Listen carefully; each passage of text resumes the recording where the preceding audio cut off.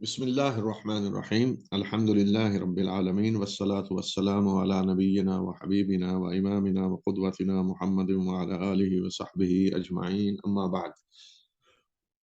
گزشتہ درس میں ہم نے ہجرت حبشہ کے بارے میں بات کی تھی، ہجرت حبشہ کے اسباب اور اس سے کیا سبق ملتا ہے اور اس کے حالات۔ تو یہ ہے کھلی اعلانیہ دعوت کے بعد کے حالات جو پیش آئے۔ آج ہم بات کریں گے کہ 6 نبوی سے یعنی نبوت کے 6 سال سے جو صورتحال پیدا ہوئی اور جو اہم واقعات پیش آئے وہ کیا ہیں، اور ان سے کیا پیغام ملتا ہے، کیا سبق ہمیں ملتا ہے، اس میں ہمارے لیے کیا نمونہ ہے۔ تو نبوت کے 6 سال تک قریش کی مخالفت بہت زیادہ بڑھ چکی تھی اور مسلمانوں پہ تشدد کیا جا رہا تھا۔ جو مستضعفین تھے، کمزور تھے، بے بس تھے، انہیں ستایا جا رہا تھا، مارا جا رہا تھا۔ جو خصوصاً غلام تھے ان پہ تشدد کیا جا رہا تھا۔ تو اسی سال 2 ایسے واقعات پیش آئے کہ جس نے مسلمانوں کو حوصلہ دیا، ان کی ہمت بڑھائی، ان کے اندر ایک قوت اور طاقت پیدا ہوئی، انہیں اپنے طاقتور ہونے کا احساس ہوا۔ اور یہ تھا 2 ہستیوں کا قبول اسلام۔ ایک ہے حضرت حمزہ رضی اللہ تعالی عنہ اور دوسرے ہیں عمر بن خطاب رضی اللہ تعالی عنہ۔ حضرت حمزہ رسول اللہ صلی اللہ علیہ وسلم کے چچا تھے، لیکن عمر میں آپ کے برابر تھے۔ حضرت حمزہ اور آپ کی عمر تقریباً قریب تھی، لیکن رشتہ میں آپ کے چچا تھے۔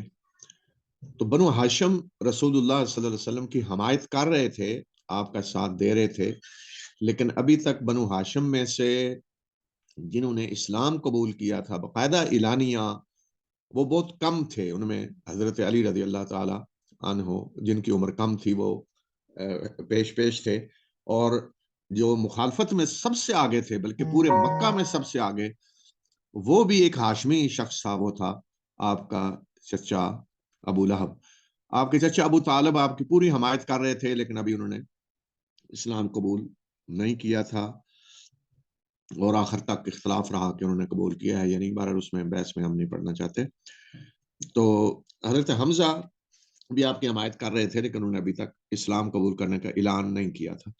تو ایک واقعہ پیش آیا جو حضرت حمزہ رضی اللہ تعالیٰ عنہ کے اسلام لانے کا سبب بنا۔ وہ واقعہ یہ تھا کہ ایک روز ابو جہل نے رسول اللہ صلی اللہ علیہ وسلم کی شان میں گستاخیاں کی۔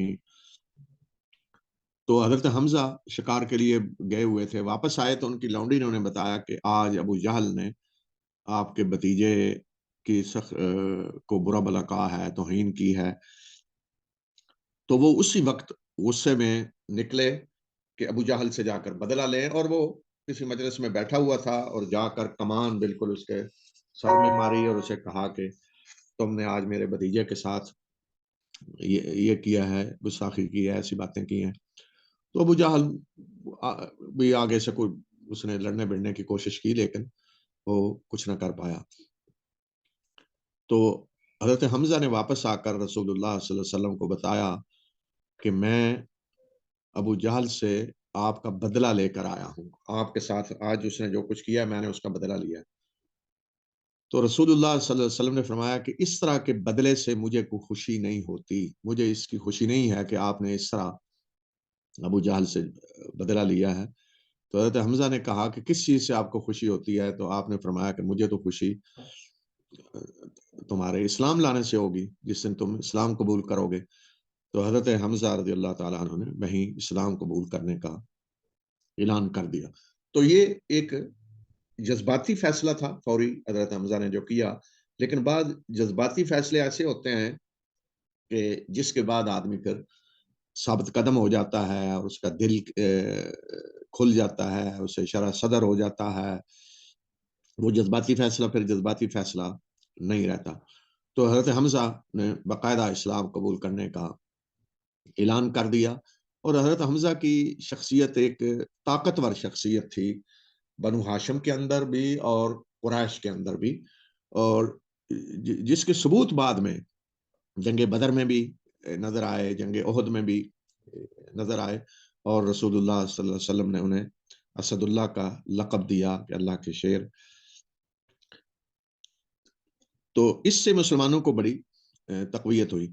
حضرت حمزہ رضی اللہ تعالیٰ عنہ کے اسلام کے چند ہی روز بعد ایک اور واقعہ پیش آیا، اور وہ یہ تھا کہ عمر بن الخطاب رضی اللہ تعالیٰ عنہ جو مسلمانوں کو ستانے میں، اذیتیں دینے میں، تشدد کرنے میں سب سے آگے آگے ہوتے تھے، سرگرم ہوتے تھے، معروف تھے مسلمانوں کو ستانے اور اذیتیں دینے میں اعلانیہ۔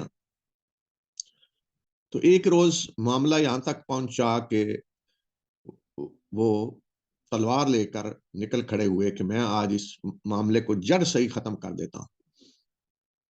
ارادہ کیا تھا کہ رسول اللہ صلی اللہ علیہ وسلم کو قتل کر دے، اور یہ جرت کسی کی نہیں ہوتی تھی قریش میں۔ کیوں؟ کہ وہ ڈرتے تھے کہ اگر ہم نے کوئی ایسی حرکت کی تو بنو ہاشم اور بنو مطلب ہمیں نہیں چھوڑیں گے، بدلہ لیں گے، اور ایک نہ ختم ہونے والی جنگ شروع ہو جائے گی جو قبائلی زندگی میں ہوتی ہے، جو پہلے جاہلیت میں ہوتی رہتی تھی کہ ایک قتل کے بدلے میں ایسی جنگیں شروع ہوتی جن کا سلسلہ ختم نہیں ہوتا تھا۔ تو اس وجہ سے ڈرتے تھے سارے لوگ کہ اگر رسول اللہ صلی اللہ علیہ وسلم پہ کسی نے ہاتھ اٹھایا، اس طرح کی کوئی حرکت کی، تو پھر بنو ہاشم اور بنو مطلب سے لڑنا پڑے گا۔ تو عمر بن الخطاب اس کے لیے بھی تیار ہو گئے، کوئی پرواہ نہیں کی، اور تلوار لے کر نکل کھڑے ہوئے۔ تو راستے میں ایک مسلمان ملا، اور اس نے پوچھا کہ عمر کدھر جا رہے ہیں؟ تو کہا کہ میں آج قصے کو بالکل ختم کرنے جا رہا ہوں، اس معاملے کو ہی ختم کرنے جا رہا ہوں جس کی وجہ سے پھوٹ پڑی ہوئی ہے قریش کے اندر، اور جس کی وجہ سے ہم ان حالات سے گزر رہے ہیں، یعنی میں نعوذ باللہ اللہ کے رسول صلی اللہ علیہ وسلم کو قتل کرنے کے لیے جا رہا ہوں۔ تو رسول اللہ صلی اللہ علیہ وسلم دار ارقم میں تشریف فرما ہوتے تھے اکثر، وہیں جو لوگ اسلام لا چکے تھے ان کی تربیت کرتے، ان کا تزکیہ کرتے، انہیں اسلام کی تعلیم دیتے۔ گویا کہ وہ ایک ایسی جگہ تھی کہ جہاں جو شخص بھی اسلام قبول کرنا چاہتا وہاں جاتا، جو اسلام سیکھنا چاہتا وہاں جاتا۔ تو اکثر لوگوں کو پتا ہوتا تھا کہ رسول اللہ صلی اللہ علیہ وسلم اگر گھر پہ نہیں ہیں تو کس جگہ ہوتے ہیں، تو رخ اسی طرف تھا۔ تو اس مسلمان نے شکایت کے طور پہ نہیں بلکہ رخ موڑنے کے لیے وقتی طور پہ عمر بن الخطاب کو روکنے کے لیے یہ کہا کہ تم ادھر جا رہے ہو، پہلے اپنے گھر کی خبر تو لو۔ عمر بن خطاب نے کہا کہ گھر میں کیا ہے؟ تو انہوں نے کہا کہ تمہاری بہن اور بہنوئی جو ہیں وہ اسلام قبول کر چکے ہیں، تو پہلے ان کی خبر تو لو۔ تو وہ اور زیادہ غصے میں آ گئے کہ میرے گھر تک یہ دین پہنچ چکا ہے جس کو میں ختم کرنا چاہتا ہوں۔ اور یہاں آپ ایک چیز پہ غور کریں کہ قریش میں مخالفت کرنے والے دو قسم کے لوگ تھے، اور ہمیشہ ہر معاشرے میں یہی ہوتا ہے، خواہ کسی دین کا معاملہ ہو، کسی نظریے کا معاملہ ہو، کسی سسٹم کا معاملہ ہو، تو ہمیشہ مخالفت کرنے والے دو طرح کے لوگ ہوتے ہیں۔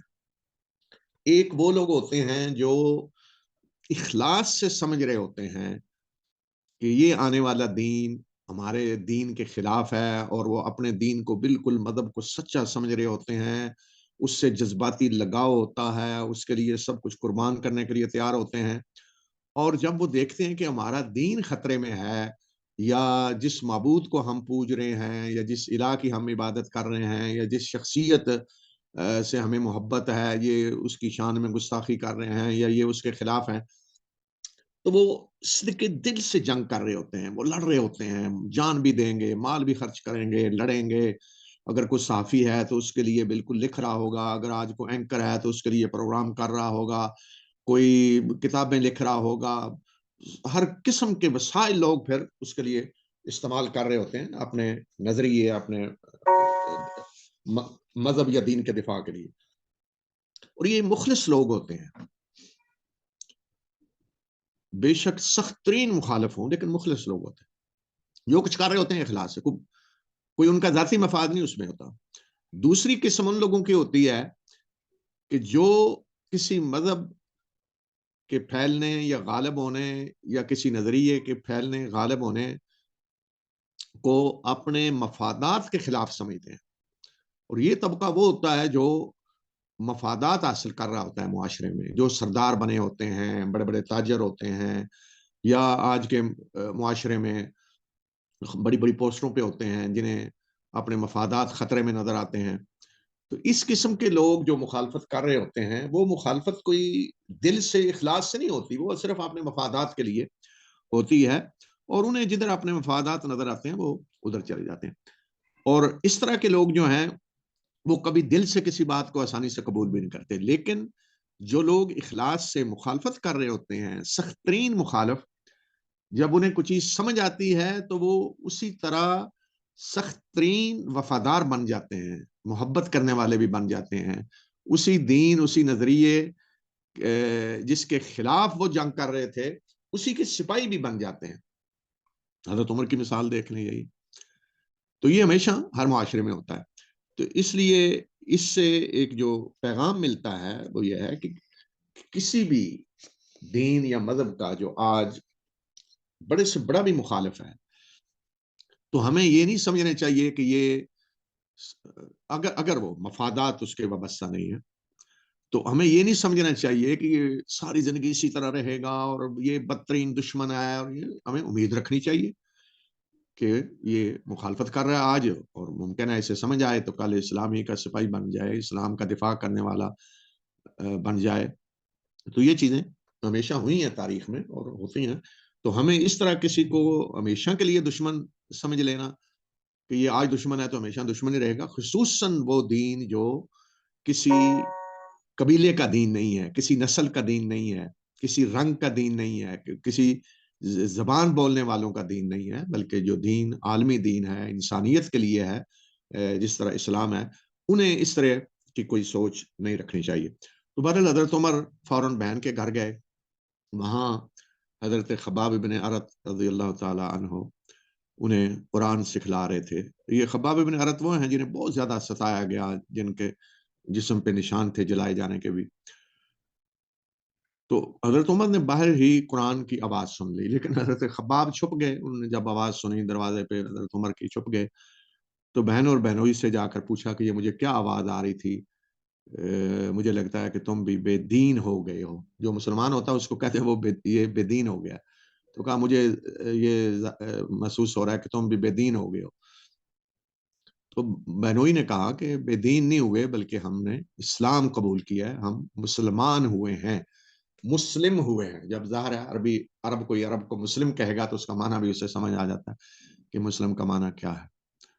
تو انہوں نے غصے میں بہنوئی حضرت سعید بن زید جو عشرہ مبشرہ میں سے بنے بعد میں، ان پہ حملہ کر دیا، ان کو مارنا پیٹنا شروع کر دیا۔ بہن فاطمہ بنت خطاب آگے بڑھی چھڑانے کے لیے، بہن کو بھی مارا، اور بہن کے منہ پہ اتنا سخت تھپڑ مارا کہ خون بہنے لگا۔ تو بہن نے بڑی جرت سے، طاقت سے، شجاعت کے ساتھ بھائی کو کہا کہ عمر جو چاہو کر لو، ہم مسلمان ہیں، مسلمان ہو چکے ہیں، ہم نے یہ دین اختیار کیا ہے، اور یہ دین اب ہمارے دلوں سے کوئی نہیں نکال سکتا۔ تو جب عمر بن الخطاب نے ایک زخمی بہن، ایک زخمی عورت کی یہ جرت دیکھی، یہ شجاعت، یہ بہادری، یہ دلیری، تو اتنا اثر پڑا کہ یہ عورت، یہ کون سا دین ہے جس نے ایک عورت کو اتنی جرت دے دی ہے، تو میرے جیسے شخص کے سامنے اس طرح جرت سے بول رہی ہے۔ میری بہن جو کبھی میرے سامنے سر نہیں اٹھایا کرتی تھی، وہ اس طریقے سے بات کر رہی ہے۔ تو حضرت عمر پہ اس کا اثر پڑا، اور تھوڑا تھوڑا اثر پہلے بھی پڑ چکا تھا۔ جس طرح کہتے ہیں کہ ایک چیز آدمی سنتا ہے، اس کا کوئی اثر ہوتا ہے، یا کوئی چیز ایک کھاتا ہے، کہیں تھوڑا سا اثر ہوا، پھر دوسری ڈوز کا زیادہ ہو گیا، تیسری کا زیادہ، چوتھی کا زیادہ۔ تو کچھ تھوڑے تھوڑے اثرات پہلے ہوئے، لیکن وہ اس حد تک نہیں تھے کہ حضرت عمر کو یہاں تک لے آتے۔ ایک واقعہ پہلے یہ پیش آیا کہ ایک روز حضرت عمر خود بتاتے ہیں کہ میں بیت اللہ میں گیا، کعبہ کے پردے میں چھپا ہوا تھا کہ رسول اللہ صلی اللہ علیہ وسلم فجر کی نماز کے لیے وہاں آئے، آپ تلاوت فرما رہے تھے سورہ الحاقہ کی، تو کہتے ہیں میں نے وہ تلاوت سنی، تو اس کا بھی حضرت عمر پہ اثر ہوا۔ پھر ایک دفعہ جب ہجرت حبشہ ہو رہی تھی تو کچھ لونڈیاں بھی تھیں جو ہجرت کر کے جا رہی تھیں، جنہیں حضرت عمر مارا کرتے تھے، ستایا کرتے تھے، تو ان سے حضرت عمر نے کہا کہ تم مکہ چھوڑ کر جا رہی ہو؟ تو انہوں نے کہا تم ہمیں ستاتے ہو اتنے، تو ہم کیا کریں؟ تو اس وقت بھی کہتے ہیں کہ حضرت عمر کے ذہن میں ایک تھوڑا سا سوال اٹھا کہ واقعی ہم ان کے ساتھ زیادتی کر رہے ہیں۔ تو اس طرح کے اثرات تھوڑے تھوڑے تھے، لیکن آج فاطمہ بنت الخطاب نے جو خطاب کیا عمر بن خطاب کے سامنے، اس نے ایسا اثر چھوڑا کہ فوراً انہوں نے کہا کہ جو کتاب تم پڑھ رہے تھے وہ لاؤ مجھے بھی سناؤ۔ تو حضرت خباب بھی نکل کر آ گئے جب انہوں نے دیکھا کہ عمر بن خطاب آج نرم ہو چکے ہیں، تو ساتھ ہی انہوں نے آ کر انہیں خوشخبری بھی سنائی کہ کل ہی رسول اللہ صلی اللہ علیہ وسلم نے یہ دعا فرمائی کہ اللہ دونوں عمروں میں سے جو تیرے ہاں زیادہ محبوب ہے اس کو اسلام کی طرف ہدایت دے۔ کون؟ عمر بن الخطاب اور عمر بن ہشام۔ ابو جہل، اس کا نام عمر تھا، ابو جہل تو مسلمانوں نے نام رکھا ہوا تھا۔ تو عربی میں نا ایک نام ہے عمر اور ایک ہے عمر، اگر واؤ کے بغیر ہو تو عمر پڑھا جاتا ہے، اگر آگے واؤ ہو تو عمر پڑھا جاتا ہے، یہ فرق ہے۔ ہمارے یہاں عموماً اردو میں عمر کو امرو پڑھ دیتے ہیں لوگ، تو وہ عمر ہے اور یہ عمر ہے۔ تو رسول اللہ صلی اللہ علیہ وسلم نے جو دعا کی وہ خباب نے کہا کہ وہ آپ کے لیے اللہ تعالیٰ نے قبول فرما لی ہے۔ تو سورۃ طٰہٰ وہ پڑھ رہے تھے، تو پھر سورۃ طٰہٰ سنائی گئی حضرت عمر رضی اللہ تعالیٰ عنہ کو، تو ایسا اثر ہوا کہ انہوں نے کہا کہ مجھے رسول اللہ صلی اللہ علیہ وسلم کے پاس لے چلے، میں اسلام قبول کرنا چاہتا ہوں۔ تو اب ظاہر ہو چکا تھا، واضح ہو چکا تھا کہ اب عمر بدل چکا ہے، اب عمر وہ عمر نہیں ہے جو عمر رسول اللہ صلی اللہ علیہ وسلم کے قتل کے ارادے سے نکلا تھا۔ تو وہ حضرت عمر کو لے کر دار ارقم کی طرف چلے، بتایا کہ رسول اللہ صلی اللہ علیہ وسلم وہاں ہیں، تو تلوار اسی طرح لیے ہوئے تھے۔ تو تلوار تو ایک زیور کی طرح ہر عرب کے پاس ہوتی تھی، ہر آدمی ہر وقت اپنی تلوار پاس رکھتا تھا۔ تو وہاں جا کر جب دروازے پہ دستک دی تو آدمی نے باہر آ کے دیکھا کہ عمر ہیں اور تلوار بھی ہے، اندر جا کے لوگوں کو بتایا کہ عمر تلوار کے ساتھ کھڑے ہیں۔ تو حضرت حمزہ بھی وہاں موجود تھے، تو انہوں نے کہا آنے دیں، اگر اچھی نیت سے آئے ہیں تو ویلکم، مرحبا، اور اگر دوسری کوئی نیت ہے تو پھر بھی دیکھ لیں گے۔ تو حضرت عمر رضی اللہ تعالیٰ عنہ اندر آئے، تو پہلے انہیں پکڑ لیا تلوار سے ان کی ہاتھ کہ کہیں کوئی اور ارادہ نہ ہو۔ تو پھر رسول اللہ صلی اللہ علیہ وسلم نے دعا بھی پہلے کی تھی، اور پھر آپ نے ڈرا بھی کہ عمر کیا تم اسی طرح مخالفت کرتے رہو گے یہاں تک کہ تمہارے بارے میں بھی اسی طرح کی آیات نازل ہوں جس طرح ولید بن مغیرہ کے بارے میں نازل ہوئی ہیں؟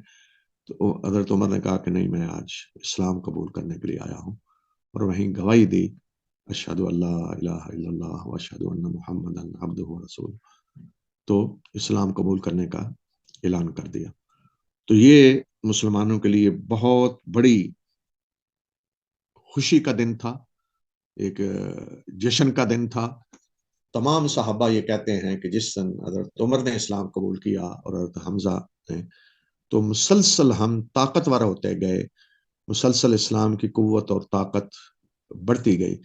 تو یہ پہلا موقع تھا کہ مسلمان اجتماعی طور پہ باقاعدہ اکٹھے ہو کر بیت اللہ میں گئے جا کر تاکہ وہاں نماز پڑھیں۔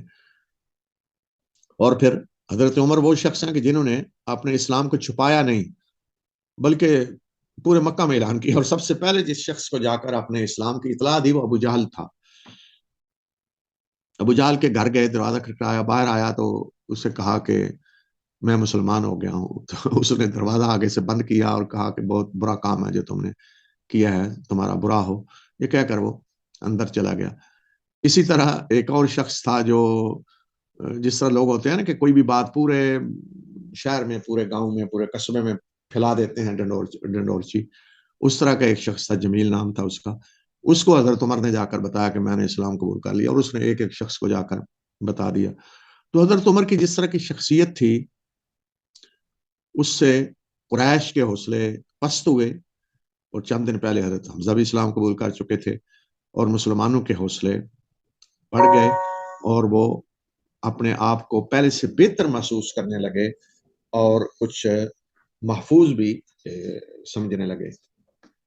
لیکن دوسری طرف اس کا یہ اثر بھی ہوا کہ قریش کی سازشیں اور زیادہ بڑھ گئیں. وہ سمجھنے لگے کہ اب تو اسلام واقعی طاقتور ہوتا جا رہا ہے. تو اس کے لیے پھر انہوں نے اپنا نمائندہ رسول اللہ صلی اللہ علیہ وسلم کے پاس بھیجا، اور پہلے بھی اس طرح کوشش کرتے رہتے تھے. اور نمائندہ جس شخص کو بنا کر بھیجا وہ قریش کا سب سے زیادہ معتدل آدمی تھا، عقل مند آدمی تھا. رسول اللہ صلی اللہ علیہ وسلم نے بھی ہمیشہ اس کے بارے میں یہی کہا کہ یہ شخص جو ہے یہ عقل مند ہے، اگر اس کے معاملے کو کوئی کام حوالے کیا جائے یا اس کی بات مانی جائے تو یہ قریش کی صحیح رہنمائی کرے گا. اور وہ تھا عتبہ بن ربیعہ جو جنگ بدر میں قتل ہوا. اس کو نمائندہ بنا کر بھیجا رسول اللہ صلی اللہ علیہ وسلم کے پاس بات چیت کرنے کے لیے. اور بات چیت کیا تھی کہ یعنی کچھ لو کچھ دو، ہم آپ کے مطالبات مانتے ہیں. گویا کہ وہ ابھی تک یہی سمجھ رہے تھے کہ آپ دنیا چاہتے ہیں، آپ سرداری چاہتے ہیں، آپ لیڈر بننا چاہتے ہیں، آپ مال و دولت چاہتے ہیں، یہ تصور تھا. تو عتبہ آیا، آپ نے اس کا استقبال کیا، احترام کے ساتھ ملے بیٹھے. تو اس نے کہا اے بھتیجے میں آپ سے ایک بات کرنا چاہتا ہوں. آپ نے فرمایا کہ کریں. تو اس نے کہا کہ دیکھیں آپ کی اس دعوت کے نتیجے میں آپ دیکھ رہے ہیں کہ قریش میں پھوٹ پڑ گئی ہے، قبیلے ایک دوسرے کے خلاف ہو گئے ہیں، ایک ایک گھر میں اختلاف پیدا ہو گیا ہے. تو یہ ساری چیزیں آپ دیکھ رہے ہیں، بھائی بھائی کا دشمن بن رہا ہے، خامد بیوی میں اختلاف ہو گیا ہے، قریش کا شرادہ بکھر رہا ہے. تو کیوں نہ اس مسئلے کا کوئی حل نکالا جائے. اور حل اس کی نظر میں کیا تھا کہ اگر آپ سردار بننا چاہتے ہیں تو ہم آپ اپنا سردار مان لیتے ہیں، لیڈر مان لیتے ہیں. گویا کہ اس کا مطلب یہ تھا کہ آپ یہ سب کچھ سرداری کے لیے کر رہے ہیں. اور اگر آپ مال و دولت چاہتے ہیں تو جتنا مال و دولت چاہتے ہیں ہم آپ کو دے دیتے ہیں. اگر آپ کسی اعلیٰ خاندان میں شادی کرنا چاہتے ہیں تو وہ ہم کروا دیتے ہیں. اور اگر آپ کو کوئی بیماری ہے، کوئی جن بھوت ہے جس کی وجہ سے آپ یہ کر رہے ہیں، تو ہم آپ کا اپنے خرچ پہ علاج کروانے کے لیے بھی تیار ہیں. اب آپ دیکھیں کہ یہ کتنے گھٹیا ترین الزامات تھے، لیکن رسول اللہ صلی اللہ علیہ وسلم نے بڑے تحمل اور بردباری کے ساتھ اس کی ساری باتیں سنی. اس کو بالکل ٹوکا نہیں، درمیان میں پوری بات کرنے دی. اور جب وہ اپنی بات یہ کر چکا تو آپ نے کنیت سے اسے پکارا، ابو ولید کہہ کر. ولید اس کا بیٹا تھا. تو عربوں میں کنیت سے پکارنا احترام کی علامت ہوتی تھی. تو آپ نے کنیت سے اسے پکارا کہ ابو ولید، آپ کی بات پوری ہو گئی ہے، آپ جو کہنا چاہتے تھے آپ نے کہہ لیا. تو اس نے کہا کہ ہاں میں نے کہہ لیا. پھر آپ نے سورہ حامیم سجدہ کی تلاوت کی، اس کے سامنے قرآن سنایا. اور سورہ حامیم سجدہ سن کر جب عتبہ اٹھا، آپ نے سنا کر آپ نے کہا کہ آپ کی بات میں نے سن لی اور میں نے یہ کلام آپ کو سنا دیا. بس یہ ہوتا ہے طریقہ کہ بحث کا کوئی فائدہ نہیں ہوتا، جھگڑنے کا کوئی فائدہ نہیں ہوتا، کہ آپ مخالف کی بات پوری طرح سن لیں، اسے بات کرنے کا پورا موقع دیں، جو کچھ وہ کہنا چاہتا ہے وہ کہے، اور پھر بڑے اچھے طریقے سے، بہترین انداز سے اسے کہیں کہ وہ آپ کی بات سن لے جو آپ کہنا چاہتے ہیں. اس کے بعد معاملہ ختم. آپ کی بات میں نے سن لی، میری بات آپ نے سن لی، اب آپ فیصلہ کر لیں جو بھی آپ کرنا چاہتے ہیں. مزید جھگڑنے اور بحثیں کرنے کا کوئی فائدہ نہیں ہوتا. یہی سبق ملتا ہے اس واقعے سے. تو عتبہ جب اٹھ کر قریش کے پاس گیا، قریش کے وہ سردار جنہوں نے اسے بھیجا تھا وہ انتظار کر رہے تھے کہ عتبہ کیا جواب لے کر آتا ہے. تو دور سے جب انہوں نے اتبا کو آتے دیکھا تو انہوں نے کہا کہ یہ شخص جس چہرے کے ساتھ گیا تھا اس چہرے کے ساتھ واپس نہیں آ رہا، اس کا چہرہ بدلا ہوا ہے۔ ظاہر ہے چہرے کے اثرات آدمی کے جو کچھ اندر ہوتا ہے اس کو ظاہر کرتے ہیں۔ تو اتبا جب پہنچا تو انہوں نے کہا کہ ہاں ابو ولید کیا پیغام لے کر آئے ہو؟ تو اس نے کہا کہ میری رائے یہ ہے کہ اس شخص یعنی رسول اللہ صلی اللہ علیہ وسلم کو ان کی حالت پہ چھوڑ دیں۔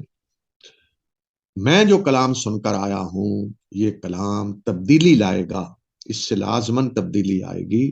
یہ کلام کسی شاعر کا کلام نہیں ہے، کسی کاہن کا کلام نہیں ہے، جو کچھ تم سمجھ رہے ہو کہ کوئی جادو ہے، بھوت ہے، اس طرح کی کوئی چیز نہیں ہے۔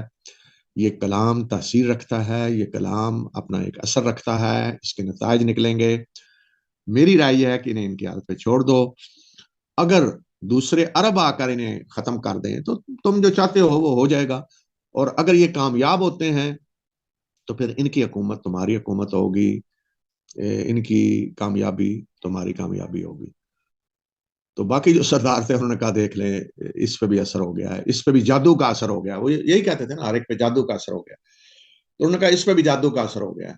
تو اتبا بن ربیعہ نے کہا کہ بہرحال میں نے جو رائے دینی تھی وہ میں نے دے دی، اس کے بعد تم جو کرنا چاہتے ہو وہ کرو۔ تو قریش اس کے بعد اور زیادہ غصے میں آ گئے، اور زیادہ جذبات میں آ گئے کہ اب کوئی بڑا کوئی قدم اٹھانا چاہیے، اور بڑا قدم ان کے ہاں تو یہ تھا کہ رسول اللہ صلی اللہ علیہ وسلم کو قتل کر دیا جائے۔ لیکن میں نے جیسے پہلے کہا کہ اس سے جو چیز روک رہی تھی وہ یہ تھی کہ بنو ہاشم اور بنو مطلب خاموش نہیں بیٹھیں گے۔ تو اب اس کی بجائے ایک اور مشورہ شروع ہوا، وہ یہ کہ چونکہ بنو ہاشم اور بنو مطلب رسول اللہ صلی اللہ علیہ وسلم کی حفاظت کرتے ہیں، انہیں ہمارے حوالے نہیں کرتے، ان کا ساتھ دے رہے ہیں، جو مسلمان ہیں وہ بھی اور جو اسلام قبول جنہوں نے نہیں کیا وہ بھی، اور اکثریت نے ابھی اسلام قبول نہیں کیا تھا لیکن رسول اللہ صلی اللہ علیہ وسلم کا ساتھ دے رہے تھے، تو بنو ہاشم پہ دباؤ ڈالا جائے، انہیں کہا جائے کہ ہمیں ہمارے حوالے کرو محمد صلی اللہ علیہ وسلم کو، اور ورنہ ہم تمہارا بائیکاٹ کریں گے۔ تو قریش کے سارے قبائل جمع ہوئے اور انہوں نے ایک قرارداد پاس کی باقاعدہ بنو ہاشم اور بنو مطلب کے خلاف۔ مطلب جو ہیں یہ ہاشم کے دوسرے بھائی ہیں، اور یہی بھائی ہیں جو ساتھ دے رہے تھے ہاشم کا۔ تو عبد المطلب انہی کے بھتیجے ہیں، انہی کی نسبت سے انہیں عبد المطلب کہا گیا۔ تو دباؤ ڈالنے کے لیے انہوں نے کہا کہ بنو ہاشم اور بنو مطلب اگر ہماری بات نہیں مانتے تو پھر ان کا بائیکاٹ کیا جائے۔ تو اس کے لیے باقاعدہ انہوں نے ایک قرارداد پاس کی مل کر، اور ایک صحیفے کی شکل دی اسے، ایک باقاعدہ لکھا صحیفہ، اور بسمک اللہم سے لکھا یہی بسم اللہ کے بجائے بسمک اللہم لکھتے تھے، اور لکھ کر اسے بیت اللہ میں لٹکایا۔ اور لکھنے والا بعض روایات میں یا کہ نضر بن حارث تھا، بعد میں یا کہ بغید بن عامر تھا۔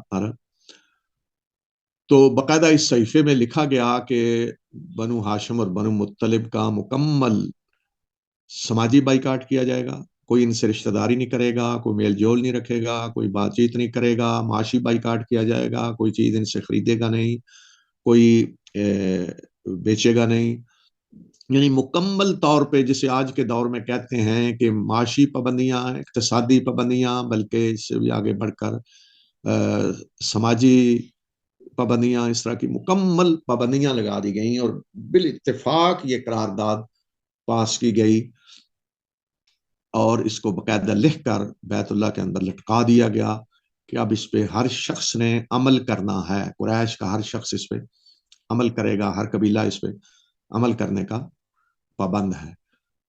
تو اس طرح بنو ہاشم کو محصور کر دیا گیا۔ بنو ہاشم پھر شعب ابی طالب میں گھاٹی، شام کا مطلب ایک گھاٹی میں محصور ہو کر رہ گئے، اور یہ اتنی سخت آزمائش تھی کہ 3 سال تک اس طرح کی حالت میں ہے بنو ہاشم اور بنو مطلب کہ کوئی ان سے میل جول نہیں رکھ رہا. باہر سے اگر کوئی قافلہ آتا ہے تو بنو ہاشم خرید سکتے تھے, یہ تو پابندی نہیں تھی کہ باہر سے آنے والے سے وہ نہیں خرید سکتے.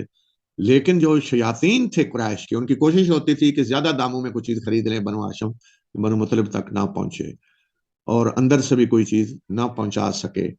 بعض لوگ جو ہمدردیاں رکھتے تھے بنو ہاشم سے, کوئی رشتہ داریاں تھیں, تو وہ کوشش جب کرتے کوئی چیز پہنچانے کی تو ان کو بھی روک لیا جاتا.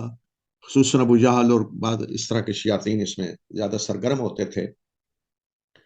اب اس میں ایک چیز دیکھیں کہ بنو ہاشم کے مسلمان بھی اس میں شامل ہیں اور جو مسلمان نہیں ہیں وہ بھی شامل ہیں.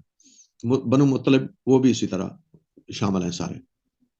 دوسری طرف باقی قبائل کے جو مسلمان ہیں انہیں کچھ نہیں کہا جا رہا, ان پہ یہ پابندیاں نہیں ہیں. یعنی مسئلہ قبائلی بن گیا اور قبیلہ رسول اللہ صلی اللہ علیہ وسلم کو تحفظ دے رہا ہے.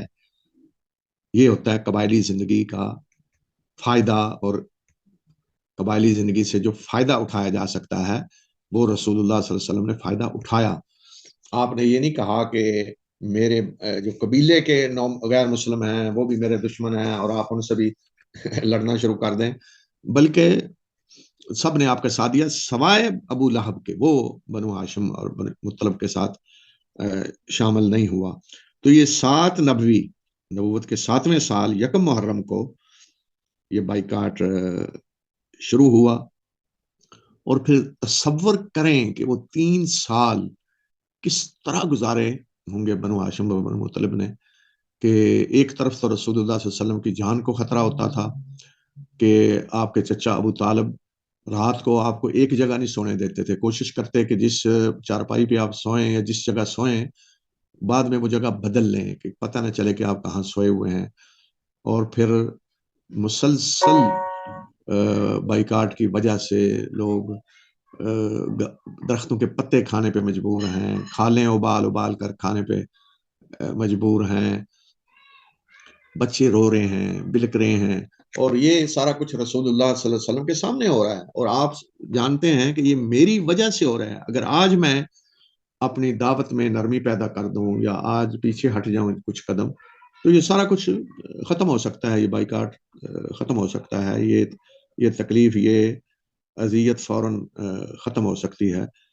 تو آپ کے لیے تصور کریں کہ کتنی سخت آزمائش تھی کہ ہر لمحے آپ کو نظر آتا تھا کہ یہ جو ساری تکلیفیں ہیں, یہ جو نتائج ہیں, یہ جو کچھ ہو رہا ہے یہ میری وجہ سے ہو رہا ہے.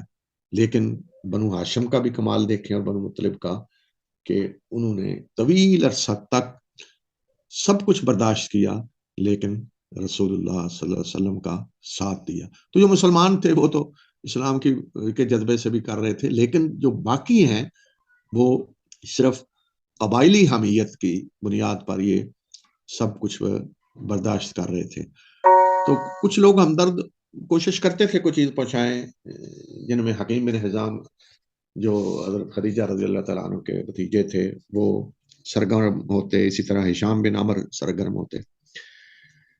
3 سال جب ہو گئے اور تصور کریں کہ پورے مکہ میں ہر شخص دیکھتا تھا کہ بنو ہاشم اور بنو مطلب پہ کیا گزر رہی ہے, ہر گھر میں یہ بات ہو رہی ہے مسلسل, تو ایک اس طرح کی فضا بن گئی کہ اتنا بڑا ظلم کیوں ہو رہا ہے, کس وجہ سے ہو رہا ہے. تو لیکن کسی کی جرت نہیں تھی کہ وہ جا کے اس صحیفے کو پھاڑے اور یہ کہے کہ نہیں ہم ان پابندیوں پہ عمل نہیں کریں گے. کوئی جرت نہیں کر رہا تھا. تو ظاہر ہے بنو ہاشم خود تو نہیں کچھ کر سکتے تھے, لڑائی ہوتی, اور باقی قبائل میں سے بھی کوئی جرت نہیں کر رہا تھا. اب یہاں ایک چیز بڑی اہم ہے, بڑی غور طلب ہے, جو ایک بڑا پیغام ملتا ہے سیرت سے, بہت بڑا سبق, کہ اب اس موقع پہ ابھی جن شخصیتوں کا ہم نے ذکر کیا, حضرت حمزہ تو بہرحال بنو ہاشم سے ہیں, وہ تو اس میں شامل تھے, بائیکاٹ جن کا کیا جا رہا تھا. حضرت عمر موجود ہیں, حضرت عمر تو بنو ہاشم کے ساتھ نہیں تھے, ان کا تو بائیکاٹ نہیں تھا, وہ تو بنو عدی سے تھے, ان کا قبیلہ تو الگ تھا. حضرت ابو بکر ہیں, ان کا قبیلہ الگ ہے. اسی طرح حضرت طلحہ ہیں, حضرت زبیر ہیں, حضرت عثمان ہیں, حضرت عبد الرحمن بن عوف ہیں, یہ بڑے بڑے صحابہ, یہ تو نہیں تھے اس میں پھنسے ہوئے کوئی شاب ابی طالب میں. لیکن کیا یہ آگے بڑھ کے بائیکاٹ ختم کر سکے؟ لڑے اس کے لیے حضرت عمر جیسی طاقتور شخصیت جنہیں کوئی پرواہ نہیں ہوتی تھی، انہوں نے کہا کہ میں یہ جا رہا ہوں یہ بائیکاٹ ختم کرنے، یہ اس معاشرے کو توڑنے، اور یہ سارا کچھ آ جاؤ جو کچھ جس نے کرنا ہے کر لے. کوئی قدم نہیں اٹھا رہا تھا. اب یہاں کوئی کہے دیکھیں جی کتنے مسلمان مکہ میں موجود تھے اور رسول اللہ صلی اللہ علیہ وسلم بھوکے ہیں، آپ کا سارا خاندان بھوکا ہے، ان کی طرف کھانے پینے کی کوئی چیز نہیں جانے دی جا رہی، بچے بلک رہے ہیں، رو رہے ہیں، تڑپ رہے ہیں بھوک سے، اور سارے مسلمان مکہ میں دیکھ رہے ہیں اور کوئی بالکل کچھ نہیں کر رہا، کوئی قدم نہیں اٹھا رہا، یہ کیسے مسلمان ہے؟ کوئی کہہ سکتا ہے نا، لیکن کوئی مسلمان نہیں کر سکتا. اس لیے کر ہی نہیں سکتے تھے. جنگ ہوتی، ایک پورے قریش نے مل کر ایک فیصلہ کیا ہوا تھا، اور اس فیصلے کو کیسے کوئی جا کے چیلنج کر دیتا؟ کوئی ایک آدمی اٹھ کے یا چند آدمی اٹھ کے چیلنج نہیں کر سکتے تھے، کچھ نہیں کر سکتے تھے، کوئی نتیجہ ہی نہ نکلتا. ٹھیک ہے لڑائی ہوتی، کسی کوئی ایک آدمی اٹھتا کچھ کر دیتا، جنگ ہو جاتی کچھ، لیکن وہ بائیکاٹ ختم ہونا تھا نہیں، حالات اور زیادہ سنگین ہو جاتے، اور زیادہ خطرناک ہو جاتے. تو اس لیے کوئی کچھ نہیں کر سکا، کسی نے کچھ نہیں کیا. تو یہ بعض دفعہ حالات ایسے ہوتے ہیں کہ کچھ مظلوم ہوتے ہیں، بے بس ہوتے ہیں، ان پہ ظلم ہو رہا ہوتا ہے، لیکن دوسرے مسلمان جو دیکھ رہے ہوتے ہیں وہ بھی بے بس ہوتے ہیں، وہ بھی کچھ نہیں کر سکتے. تو یہی حال اس وقت مکہ کے اندر تھا. تو اب دیکھیں کہ یہاں کوئی مسلمان کچھ نہیں کر سکتا تھا. مسلمان اگر اٹھتا کوئی حضرت ابو بکر عمر یا کوئی اور، تو کہتے ہاں جی یہ اسلام کی مدد کے لیے آگے ہیں اور اپنے مسلمان بھائیوں کی مدد کے لیے آگے ہیں، تو پھر معاملہ ایک دوسرا رخ اختیار کرتا. تو اس لیے کسی مسلمان نے کچھ نہیں کیا اور نہ کوئی کر سکا، اور اس کا اثر بھی اثر بھی نہیں ہوتا. تو کنہوں نے کیا جو مسلمان نہیں تھے؟ پہلا شخص جس نے یہ ایک تحریک شروع کی وہ تھا ہشام بن عمر. وہ گیا زہیر بن ابی امیہ کے پاس. زہیر بن ابی امیہ بنو مخزوم سے تعلق رکھتا تھا.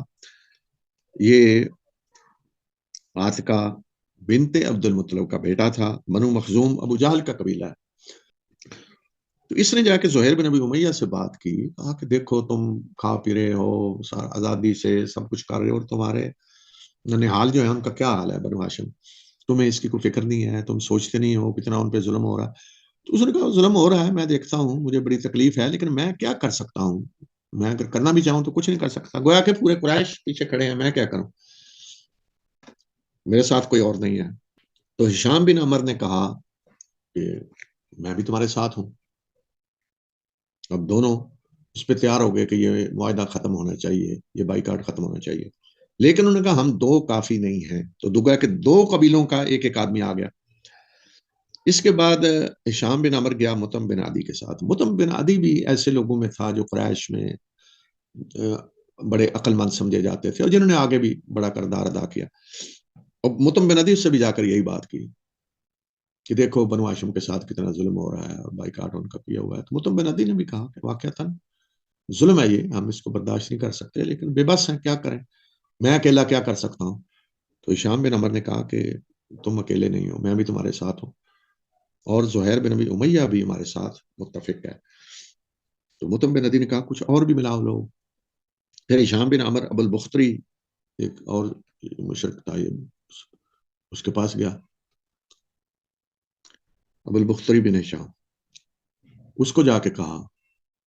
اس نے بھی یہی ایسے ہی جذبات کا اظہار کیا کہ ہاں واقعتاً یہ بہت بڑا ظلم ہے، لیکن اس ظلم کے لیے میں اکیلا کیا کر سکتا ہوں. تو اس نے کہا نہیں تم اکیلے نہیں ہو، اور بھی لوگ ہیں. اس نے بتایا یہ فلاں فلاں تیار ہے، اور اس نے کہا کہ اور شخص بھی تیار کرو، کم از کم ہم 5 آدمی تو ہو جائیں.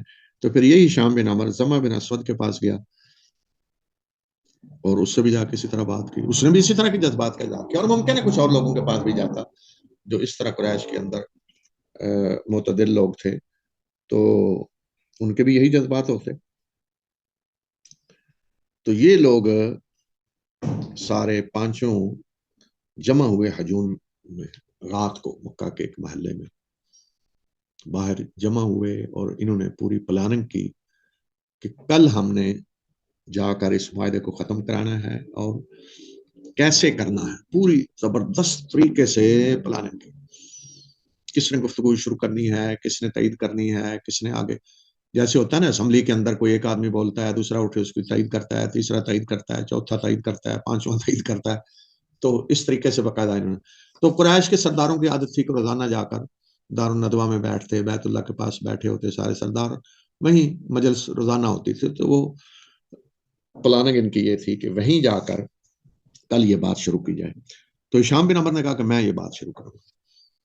اب یہاں غور کریں کہ اگر کوئی مسلمان ہوتا، عمر بن خطاب یا ابو بکر اٹھ کے بات شروع کرتے تو کوئی نتیجہ نہ نکلتا، وہ بالکل ٹھکرا دیتے، بات سننے کے لیے تیار بھی نہ ہوتے اور کہتے تم تو مسلمان ہو اس لیے یہ بات کر رہے. تو ہشام بن عمر جو انہی کے مذہب پہ تھا، اس نے اٹھ کر بات کی کہ انہوں نے کہا کہ اے قریش، یہ جو ظلم ہو رہا ہے اتنے عرصے سے بنو ہاشم اور بنی مطلب پر، یہ ہم برداشت نہیں کر سکتے. یہ بہت بڑا ظلم ہے. ہم کھائیں اور پیئیں اور خوشیاں منائیں اور سب کچھ کریں، خریدیں اور بیچیں، اور بنو ہاشم پہ یہ پابندیاں اور یہ سختیاں ہم یہ برداشت نہیں کر سکتے، اور ہم یہ نہیں ہونے دیں گے. اس معاہدے کو ختم ہونا چاہیے.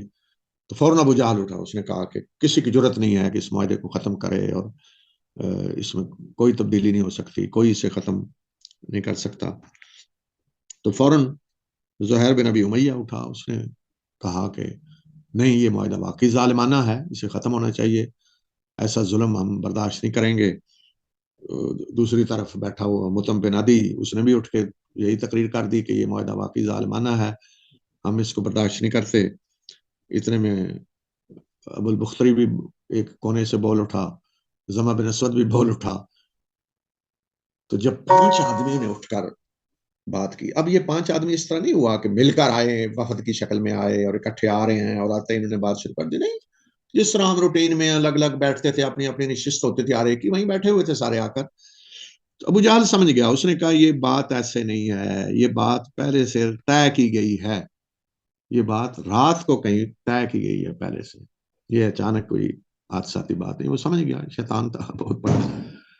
تو بہرحال 5 آدمی اس طریقے سے جب انہوں نے بات کی، تو جیسے کہتے ہیں نا کہ ایک بہت بڑی اکثریت، اور یہ سارے سردار لوگ تھے اچھے، جن کی بات مانی جاتی تھی، سنی جاتی تھی، ان کی بات کو اہمیت دی جاتی تھی. تو اس طرح وہ مجبور ہو گئے اس بات پہ کہ مانیں کہ یہ معاہدہ ظالمانہ ہے اور اس کو ختم ہونا چاہیے. کوئی ابو جہل کو کوئی اکثریت نہ ملی جو اس کی تائید کرتی کہ سارے اٹھ کے اتنے اس طریقے سے تائید شروع کر دیتے، وہ اتنے تائید کوئی فراہم نہ کر سکا. تو اسی روایات میں یہ بھی آتا ہے کہ اسی دوران رسول اللہ صلی اللہ علیہ وسلم نے اپنے چچا ابو طالب کو بتایا کہ مجھے اللہ تعالیٰ کی طرف سے بتایا گیا ہے کہ یہ معاہدہ جو ہے، اس میں جہاں اللہ کا نام ہے اس کے سوا ہر لفظ کو دیمک نے ختم کر دیا. تو اتنے میں آپ چچا ابو طالب بھی آئے اور انہوں نے کہا کہ اس معاہدے کو تو جا کر دیکھیں، میرے بھتیجے نے مجھے بتایا ہے کہ یہ معاہدہ دیمک چاٹ گئی ہے، اس کو یہ ختم ہو چکا ہے سوائے اللہ کے نام. تو بارہ جا کر دیکھا تو وہ بھی یہی تھا کہ ختم ہو چکا تھا، جہاں جہاں اللہ کا نام لکھا تھا وہ موجود، یعنی اللہ کا نام لے کر یہ معاہدہ لکھا گیا تھا، اتنا ظالمانہ معاہدہ. تو اس سے یہ بھی پتہ چلتا ہے، جو ہم سمجھ لیتے ہیں کہ قریش تو وہ ہیں جو اللہ کو نہیں مانتے تھے. جھگڑا یہ نہیں تھا کہ اللہ کو نہیں مانتے تھے، اللہ کو وحدہ لا شریک نہیں مانتے تھے، صرف اللہ کی عبادت کرنے کے لیے تیار نہیں تھے. تو ان 5 آدمیوں نے اس طریقے سے یہ پلاننگ کر کے یہ معاہدہ ختم کرا دیا. اور اس میں ایک شخص تھا جس نے سارا کردار ادا کیا، ہشام بن عمر، اور یہ سارے غیر مسلم تھے، کوئی ایک بھی مسلمان اس میں کوئی کردار ادا نہیں کر سکتا تھا، اور کسی کو آگے آنا بھی نہیں چاہیے تھا. تو بعض دفعہ حالات ایسے ہوتے ہیں کہ کوئی غیر مسلم آواز اٹھاتا ہے تو اس کی آواز میں زیادہ زور ہوتا ہے، اس کی آواز میں زیادہ وزن ہوتا ہے. تو آج بھی ہم مسلمان جب کوئی ہم پہ آفت آتی ہے، مصیبت آتی ہے، کہیں مسلمانوں پہ ظلم ہو رہا ہوتا ہے، تو ہم اسے صرف مسلمانوں کا مسئلہ سمجھ رہے ہوتے ہیں، یہ مسلمانوں کا مسئلہ ہے، یہ عرب سمجھتے ہیں یہ عربوں کا مسئلہ ہے. نہیں، اسے انسانیت کا مسئلہ بنائیں. ظلم پوری انسانیت کے لیے ظلم ہے، ناانصافی پوری انسانیت کے لیے ناانصافی ہے، اور عدل پوری انسانیت کے لیے عدل ہے. تو ظلم جہاں ہو رہا ہو تو اس میں تو سب لوگ اس کے لیے آواز اٹھائیں گے. تو اس میں کوئی مشرک ہے، کوئی کافر ہے، کوئی عیسائی ہے، کوئی ہندو ہے، کوئی جس مذہب سے تعلق رکھنے والا ہے، سب کو ساتھ ملایا جائے، سب پورے انسانوں کو پیغام دیا جائے. تو یہ نہیں ہونا چاہیے کہ اس کو ہم صرف مسلمانوں کا مسئلہ بنا دیں. اور مسلمان جیسا کہ میں نے کہا کہ کچھ کر بھی نہیں سکتے. جب صرف مسلمان آواز اٹھائیں گے کسی کام کے لیے آج کے دور میں بھی، تو اسے پھر صرف مسلمانوں کا مسئلہ سمجھ لیا جائے گا. عرب آواز اٹھائیں گے تو عربوں کا مسئلہ سمجھ لیا جائے گا. لیکن جب تمام مذاہب سے تعلق رکھنے والے آواز اٹھائیں گے تو پھر لوگ سمجھیں گے کہ یہ انسانیت کا مسئلہ ہے.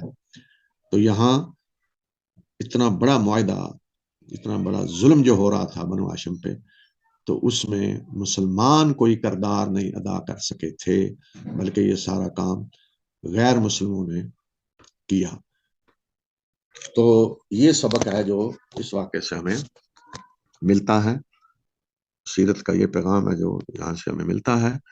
تو اسی پہ میں آج ختم کرتا ہوں. پھر انشاءاللہ اگلے درس میں مزید سیرت کے واقعات بیان کریں گے.